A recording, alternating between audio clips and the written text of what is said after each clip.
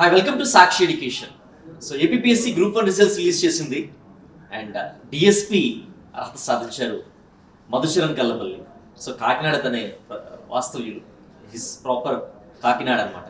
So వారిని అడిగి ఎలా అనిపిస్తుంది feeling, at the same time తన ప్రిపరేషన్ స్ట్రాటజీ ఏంటి అనేటువంటిది తెలుసుకునే ప్రయత్నం చేద్దాం. First of all congratulations for your success.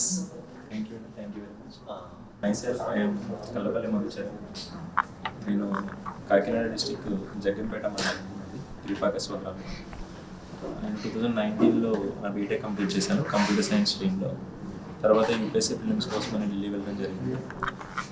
During the preparation నాకు పంచాయత్ సెక్రటరీగా జాబ్ రావడం, దాన్ని వదులుకోకుండా దాన్ని ఆపర్చునిటీగా తీసుకొని బ్యాకప్గా ప్రిపేర్ అవుతుండేవాడిని. తర్వాత 2022లో లాంగ్ లీవ్ పెట్టి ఫైనల్గా కూర్చోవాలి దీనిపైన అని చెప్పేసి 2022 లీవ్ పెట్టాను.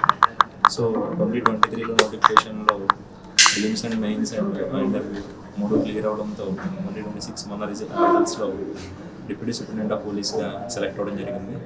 చాలా హ్యాపీగా ఉంది. Coming to my family details, father government teacher, mother house wife and brother ఉన్నారు. ఆయన కూడా పంచాయత్ సెక్రటరీగా వర్క్ చేస్తున్నారు కాకినాడ డిస్టిక్లో. ఈ టోటల్ ప్రిపరేషన్లో patience is the main key అండి. ఇప్పుడు నేను 2019లో స్టార్ట్ చేశాను నా ప్రిపరేషన్. ఎన్నో అప్స్ అండ్ డౌన్స్, ఎన్నో గ్యాప్స్ ప్రిపరేషన్లో. జాబ్లో జాయిన్ అయ్యేవాడిని, మళ్ళీ లీవ్ పెట్టేవాడిని, ప్రిపేర్ అయ్యేవాడిని. ఒక్కొక్కసారి అయ్యేది, ఫిలిమ్స్ అవ్వకపోయేది. నా ఇది second group 1 mains. First group 1 mains clear అవ్వలేదు, ఇంటర్వ్యూ కాల్ రాలేదు. Second group 1 mains and first interview, this is my first interview. And దీంట్లోనే మంచి సర్వీస్ రావడంతో చాలా హ్యాపీగా ఉన్నారు. పేరెంట్స్ అందరూ కూడా చాలా హ్యాపీగా ఫీల్ అవుతున్నారు. సో నేను ఇప్పుడు నెక్స్ట్ ఎవరైతే ప్రిపేర్ అవుతున్నారో వాళ్ళకి చెప్పాల్సిన చిన్న టిప్ ఏంటంటే, ఫెయిల్యూర్ అనేది ఆ పాయింట్ ఆఫ్ టైంలో పెద్ద విషయంలా కనబడుతుంది, కానీ దాన్ని ఓవర్కమ్ చేయడానికి పేషెంట్గా కూర్చుంటే ఖచ్చితంగా సక్సెస్ అవుతారని నమ్ముతారు.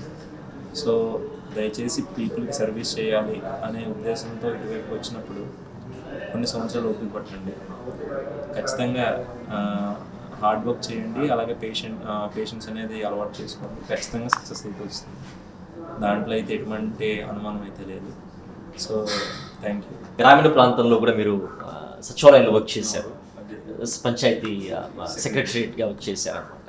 సో అక్కడ వర్క్ చేస్తూ కొంచెం ఇక్కడ ప్రిపేర్ అవుతూ తర్వాత లాంగ్ లీవ్ తీసుకుంటూ చాలా మందికి ఏంటంటే బ్యాకప్ ప్లాన్ అనేటువంటిది తీసుకోవాలా వద్దా, రిస్క్ చేయాలనేటువంటి డైలమాలో ఉంటారు అనమాట. మిడిల్ క్లాస్ ఫ్యామిలీస్లో మరి ఎక్కువగా ఉంటుంది కాబట్టి ఇది వాళ్ళకి మీరు ఇచ్చేటువంటి సజెషన్ ఏంటి? ఎందుకంటే ఉండేటువంటి బాధ్యతలు, ఫ్యామిలీ రెస్పాన్సిబిలిటీస్లో ఒక బ్యాలెన్స్ చేసుకుంటూ వాళ్ళ డ్రీమ్స్ని సాధించాలనేటువంటి ఆస్పిరేషన్తో ముందుకెళ్ళాలనేటువంటి ఆలోచనతో ఉండేటువంటి వాళ్ళకి మీరు ఇచ్చేటువంటి సజెషన్ ఏంటండి?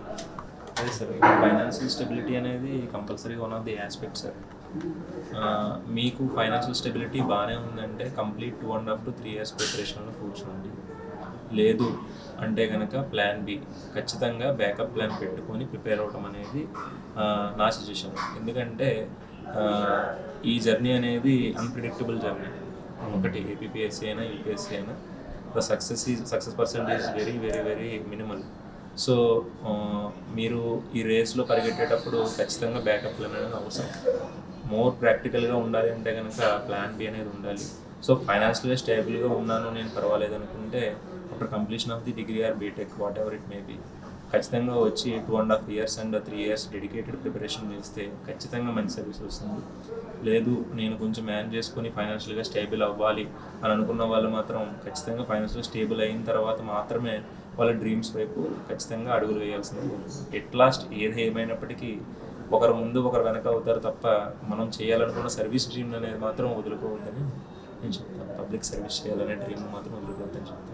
ఆర్సిరెడ్డి ఇన్స్టిట్యూట్ నుంచి మీకు ఎలాంటి సపోర్ట్ అందేది? ఎందుకంటే పంచాయతీ సెక్రటరీ జాబ్ ఓన్ ప్రిపరేషన్తో వచ్చిందా, లేకపోతే ఆర్సిరెడ్డి అదో ఇన్స్టిట్యూట్స్ నుంచి ఏమైనా మీరు మెటీరియల్ కానివ్వండి, క్లాసెస్ కానివ్వండి అటెండ్ అవ్వడం అనేటువంటి చేశారు? పర్టికులర్గా ఈ ప్రిపరేషన్ అంటూ ఏమీ లేదు సార్. మెటీరియల్ అంతా యూపీఎస్సీ మెటీరియల్ మాత్రమే ఫాలో అయ్యేవాళ్ళం.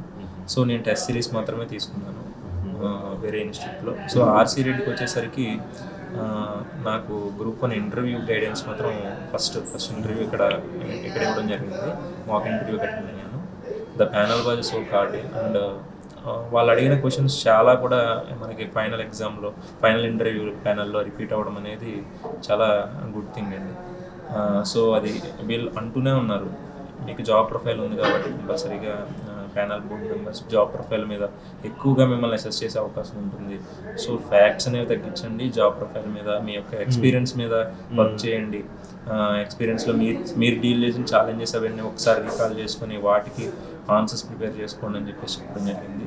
సో నాకు జరిగిన ఫైనల్ ఇంటర్వ్యూలో 25 to 30 minutes ఇంటర్వ్యూలో total major chunk of the interview goes on my job role ఉంది. సో పంచాయత్ సెక్రటరీగా నా ఛాలెంజెస్ కానీ, corruption in the panchayat raj department కానీ, రిఫార్మ్స్ కానీ ఇట్లాగే వెళ్ళింది. సో చాలా హ్యాపీ. ఇక్కడ ఏవైతే క్వశ్చన్స్ అది ఏమైతే ప్రిపేర్ అయ్యామో అది మళ్ళీ మనకి ఇంటర్వ్యూలో అపేర్ అయితే మనకి చాలా హ్యాపీగా ఉంటుంది కాబట్టి సో మనస్ఫూర్తిగా నేను చాలా థ్యాంక్స్ చెప్తున్నాను ఈ ఇన్స్టిట్యూట్కి. ఇప్పుడు కూడా మంచి సపోర్ట్ ఇచ్చారు madam, Sanghamitra madam, RC madam. తర్వాత వాళ్ళు 1-to-1 పోస్చర్ కరెక్షన్ కానీ, హౌ టు డ్రెస్ అప్ అని, how to groom yourself అనేది కానీ చెప్పడం అనేది చాలా హెల్ప్ఫుల్గా జరిగింది. బీయింగ్ ఎ బీటెక్ గ్రాడ్యుయేట్, ఇక్కడ కంప్యూటర్ సైన్స్లో మీరు ఇంజనీరింగ్ చేశారు ఏలూరులోనే. So it's completely arts subjects మనం అంతా కూడా మనం ప్రిపేర్ అవ్వాల్సిన అవసరం ఉంటుంది. చాలా మంది కూడా ఏంటంటే క్రాక్ చేసే వాళ్ళు కూడా బీటెక్ స్టూడెంట్స్ ఎక్కువ మంది ఉంటున్నారు అనమాట. బీఈట్ యూపీఎస్సీ, అది ఏపీపీఎస్సీ, అది టీజీపీఎస్సీ. సో వాళ్ళు ఎక్స్ట్రాగా చదువుకునేటప్పుడే బీటెక్ కరికులంతో పాటుకి చిన్న టిప్స్, సో దట్ ఎందుకంటే వెంటనే ఏదో కొత్త సబ్జెక్ట్స్కి వచ్చామనే ఫీలింగ్ కాకుండా అడాప్టబిలిటీ అవ్వడానికి మీరు ఇచ్చేటువంటి సజెషన్స్ ఏంటి? బేసిక్గా నేను యూపీఎస్సీకి వైపు వెళ్ళాలనేది నా end of the third years, BTech third ఇయర్లోనే నాకు ఇది జరిగింది. నేను నిర్ణయం తీసుకున్నాను. సో నేనేం చేశానంటే టాపర్స్ వీడియోస్ అనేది చూడటం జరిగింది. సో ఫస్ట్ సజెషన్ ఎవరైనా ఇచ్చేది ఏంటంటే బేసిక్ బుక్స్ ఎన్సీఆర్టీస్ నుంచి స్టార్ట్ చేయమని. సిలబస్ చూసుకొని ఫస్ట్ సిలబస్ పేపర్ పక్కన పెట్టుకొని సిలబస్కి మనకి మ్యాచ్ అయ్యే ఎన్సీఆర్టీస్ గూగుల్ చేస్తే లేదా యూట్యూబ్లో టాపర్స్ వీడియోస్ చూస్తే లిస్ట్ ఆఫ్ ఎన్సీఆర్టీ బుక్స్ ఉంటాయి. ఎన్సీఆర్టీ బుక్స్తో స్టార్ట్ చేసుకొని మనం ప్రిపరేషన్ స్టార్ట్ చేస్తే కనుక మనకి ప్రిపరేషన్ అనేది స్టెప్ బై స్టెప్ ఫౌండేషన్ అనేది బిల్డ్ అవుతుంది. సో మనం సబ్జెక్ట్కి ఎప్పుడైతే అవేర్నెస్ కొంచెం పెరిగిందో సబ్జెక్ట్ మీద, మనకి ఇక్కడ ఇన్స్టిట్యూట్స్కి వచ్చే టైంకి సో ఓకే జాగ్రఫీలో సార్ వాళ్ళు కొంచెం అడ్వాన్స్ లెవెల్ చెప్తారు, ఎన్సీఆర్టీస్లో మీకు అది టాపిక్ కవర్ అయింది అనుకోండి కొంచెం ఈజీ లెవెల్లో ఉంటుంది. సో బీటెక్ గ్రాడ్యుయేట్స్ వీళ్ళంతా కూడా ముందు ఎన్సీఆర్టీస్ ఫౌండేషన్తో స్టార్ట్ చేస్తే it will be very easy for them. So వాళ్ళు థర్డ్ ఇయర్ ఫోర్త్ ఇయర్ నుంచి స్టార్ట్ చేయాలని నేనైతే చెప్పను. కాకపోతే స్టార్ట్ చేసి ఉంటే కనుక it will be easier for them. So వాళ్ళు ఫస్ట్ అండ్ సెకండ్ అటెంప్ట్స్లోనే మంచిగా యూపీఎస్సీలో సక్సెస్ అయ్యే అవకాశం అయితే ఉంటుంది. సో నేను కూడా అలా క్యాంపస్ వచ్చినప్పటికీ కూడా అది రిజెక్ట్ చేసి ఎటోస్ సెంటర్లో ప్లేస్ అయినప్పుడు తర్వాత నేను ఢిల్లీ వెళ్ళడం బ్యాకప్గా ఈ జాబ్ జాయిన్ అవ్వడం జరిగింది. సో ఇందులోనే 3 years చేసి సో ఇక్కడ నుంచి అటెంప్ట్స్ అవ్వట్లేదు అని చెప్పేసి గవర్నమెంట్ సర్వీస్లో లాంగ్ లీవ్ అనే ఆపర్చునిటీ ఉంటుంది కాబట్టి దాన్ని యూటిలైజ్ చేసుకొని బయటకు వెళ్ళాను. సో ప్రైవేట్ సెక్టర్లో ఆ లాంగ్ లీవ్ ఆపర్చునిటీ ఉండదనే భావంతో ప్రైవేట్ సెక్టర్లో జాయిన్ అవ్వలేదు. సో లాంగ్ లీవ్ ఆపర్చునిటీ కోసం ఈ సెక్టర్లో జాయిన్ అయ్యి బ్యాకప్ ప్లాన్ పెట్టుకొని నాకు వెళ్ళి ఈరోజు సక్సెస్ సాధించింది. నాట్ ఓన్లీ ఒక స్టడీ వైజ్గానే ప్లానింగ్ కాదనమాట. సో ఒక బ్యాకప్ ప్లానింగ్ ఫినాన్షియల్ దాంట్లో కూడా ఆలోచించారనమాట చాలా ముందు జాగ్రత్తతో. ఓ పక్క సివిల్స్ ప్రిపేర్ అవ్వాలనేటువంటి లక్ష్యంతో క్యాంపస్ ప్లేస్మెంట్ రిజెక్ట్ చేశారు. క్యాంపస్ ప్లేస్మెంట్లో జాయిన్ అవ్వకుండా ఒక పంచాయత్ సెక్రటరీ జాబ్లో సెలెక్ట్ అయ్యారు, ఆ జాబ్ చేశారు, తర్వాత లాంగ్ లీవ్ తీసుకున్నారు, ఏపీపీఎస్కి ప్రిపేర్ అయ్యారు, ఇప్పుడు డిఎస్పీతో అచీవ్మెంట్ సాధించారు. Hope this will continue your journey and you still more attempts ఉంటాయి యూపీఎస్సీకి. డెఫినెట్గా I think you people like you should be in central service and serve the country, and I wish you all the best, and Sakshi Education is wishing you all the best.